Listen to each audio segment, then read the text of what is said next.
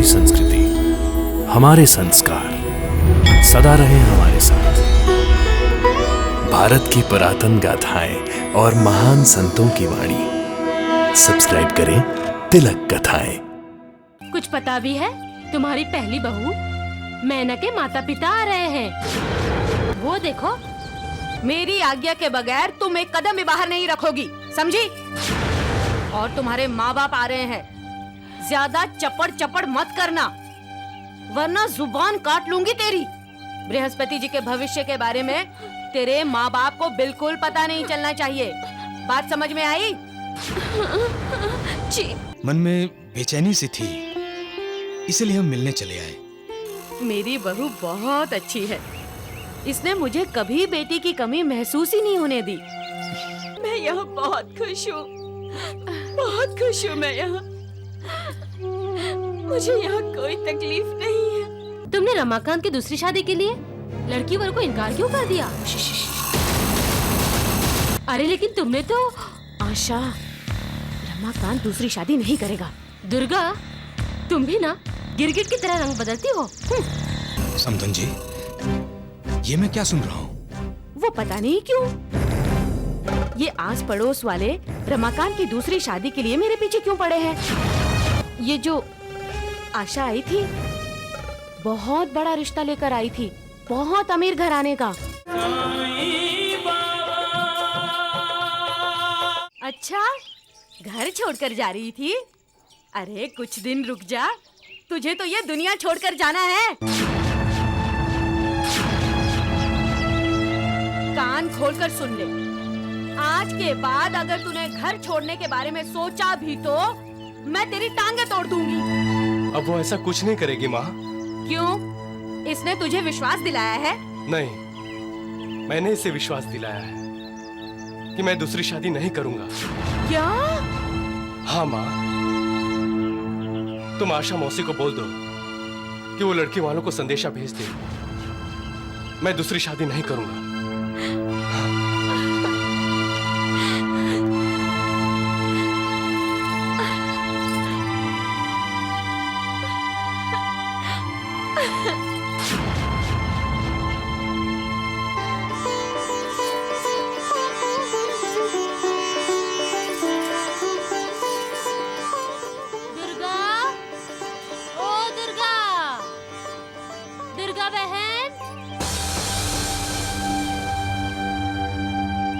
क्या बात है?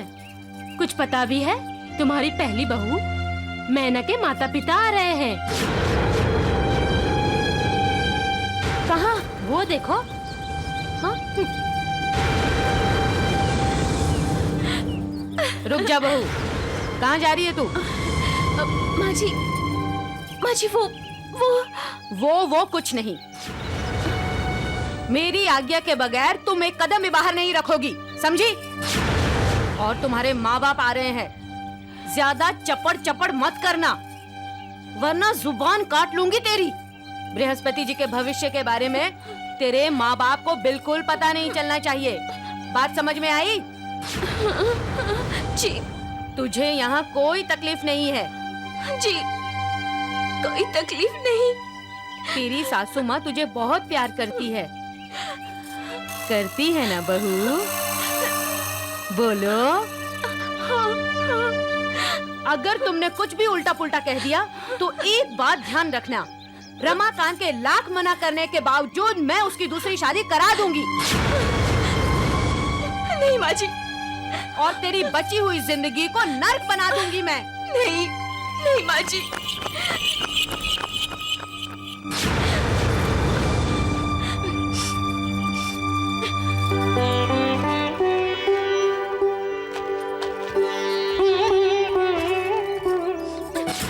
आज्ञा के बगैर तुम एक कदम भी बाहर नहीं रखोगी, समझी?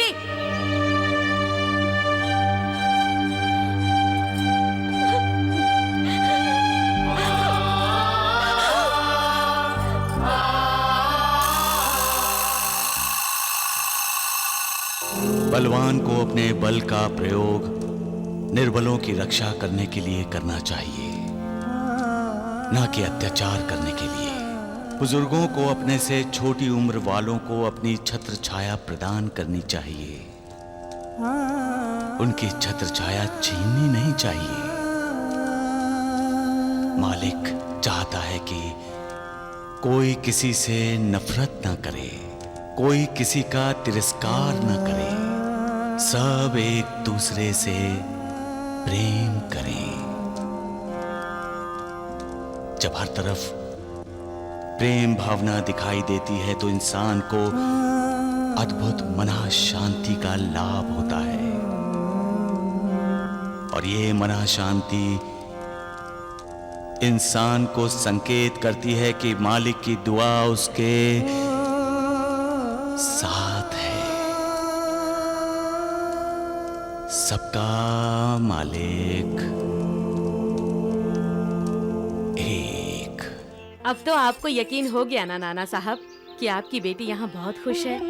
हाँ समधन जी, मन में बेचैनी सी थी, इसलिए हम मिलने चले आए। मेरी बहू बहुत अच्छी है, इसने मुझे कभी बेटी की कमी महसूस ही नहीं होने दी।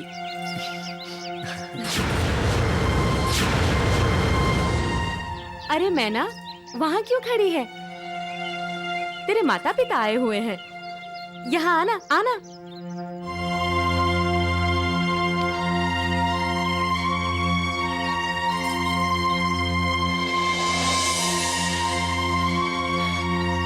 तुम कैसी हो बेटी?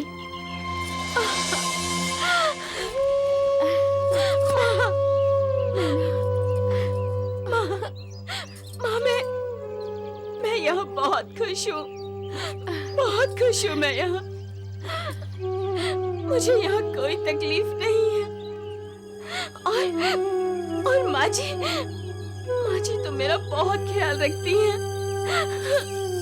आप बताइए माँ कि आप और पिताजी कैसे हैं? जब तुम खुश हो तो हम भी खुश हैं, क्यों जी? हाँ।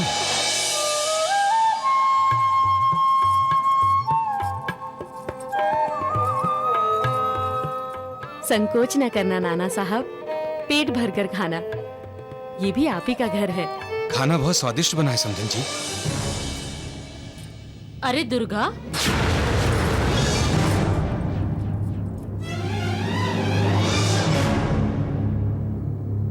तुमने रमाकांत की दूसरी शादी के लिए लड़की वालों को इनकार क्यों कर दिया?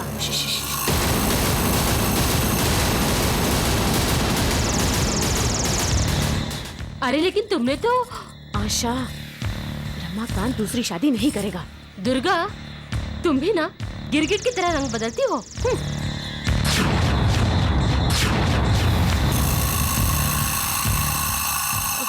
समधन जी, ये मैं क्या सुन रहा हूँ? वो पता नहीं क्यों, ये आस पड़ोस वाले रमाकांत की दूसरी शादी के लिए मेरे पीछे क्यों पड़े हैं? ये जो आशा आई थी, बहुत बड़ा रिश्ता लेकर आई थी, बहुत अमीर घराने का। समधन जी, हमारी बेटी मैना के अंदर कुछ कमी है? अरे नहीं नाना साहब, आप मुझ पर भरोसा रखिए। इतनी अच्छी बहू है मेरी। मैंने तो पूरे मोहल्ले वालों को कह दिया है कि रमाकांत दूसरी शादी बिल्कुल नहीं करेगा। अरे बहू, तुम्हारा ध्यान कहाँ है? अरे नाना साहब को श्रीखंड परोस दो। जी बेटा, तुम्हें कुछ चाहिए? लक्ष्मी की माँ, जब कोई जरूरत से ज्यादा मीठी बातें करने लगता है तो समझ जाना चाहिए कि उसकी कथनी और करनी में फर्क होता है। हमारी मैना बहुत खुशनसीब है जो इसे आप जैसी माँ समान सास मिली है। अब हमें मैना की कोई चिंता नहीं है।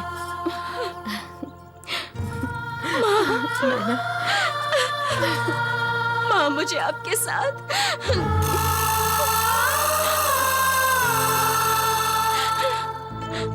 नाना साहब, जल्दी कीजिए, आजकल अंधेरा जल्दी हो जाता है। हाँ हाँ, आप ठीक कह रही हैं। नानी, चलो। मैना बेटी, अपना ख्याल रखना। आप बेफिक्र रहिए, मैं अपनी बहू का पूरा ख्याल रखूंगी। नहीं बेटी, रोते नहीं, इसका बच्चे पर असर पड़ता है और हमारे साथ साईं बाबा का आशीर्वाद है।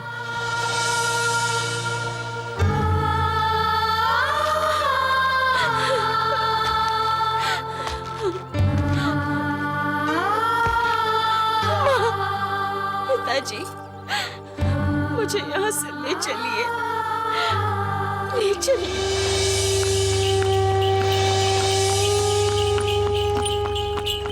पता नहीं माँ, अब आपसे कभी मुलाकात होगी या नहीं। बंद करो ये रोना धोना। ऐसे रो रही है जैसे इसके माँ बाप मर गए हो। माँ जी, ऊंची आवाज में बात मत करना, वरना तेरा गला घोट दूंगी मैं। माँ बाप से मेरी बुराई करना चाह रही थी, हैं? बोल रही थी मुझे साथ लेकर चलो। बहरी नहीं हूँ मैं, सब सुना है मैंने। बहुत बहुत ज्यादा लाड़ प्यार दिखा दिया तेरे माँ बाप के सामने मैंने। अब जा जा जाकर घर का काम कर। अगर मैंने रमाकांत की दूसरी शादी कर दी होती तो उसके ससुराल वालों ने ये घर सोने चांदी से भर दिया होता, पर मेरी किस्मत ऐसी कहाँ। मेरे नसीब में तो तू मनहूस है ना, कंगाल माँ बाप की कंगाल बेटी। आँख फाड़ के मत देख, मुझे जल्दी से मेरा पोता दे दे और अपनी सांसें भगवान को दे दे। दूसरों के मरने की इच्छा रखने वाले क्या खुद अमर होते हैं? नहीं, यहाँ कोई अमर नहीं। एक दिन सबको मिट्टी के बने इस शरीर को त्यागना ही है। फिर ये नफरत क्यों, प्यार क्यों नहीं, एक दूसरे से दुश्मनी क्यों, दोस्ती क्यों नहीं? जिंदगी छोटी है, डूबता हुआ रोज का सूरज हमें मौत की तरफ ले जा रहा है। इस सत्य का साक्षात्कार होते हुए भी हम मालिक की भक्ति क्यों नहीं करते? क्यों आसक्तियों में ही डुबकियां लगाते रहते हैं?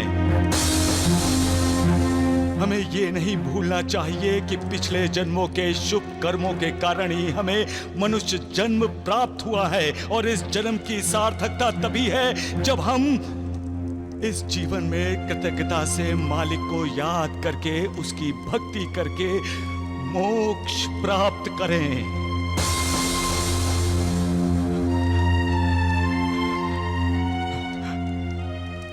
नफरत हमें मालिक से दूर ले जाती है और प्यार मालिक के करीब ले जाता है। ये बात कब समझेगा महालसापति? कब समझेगा इंसान?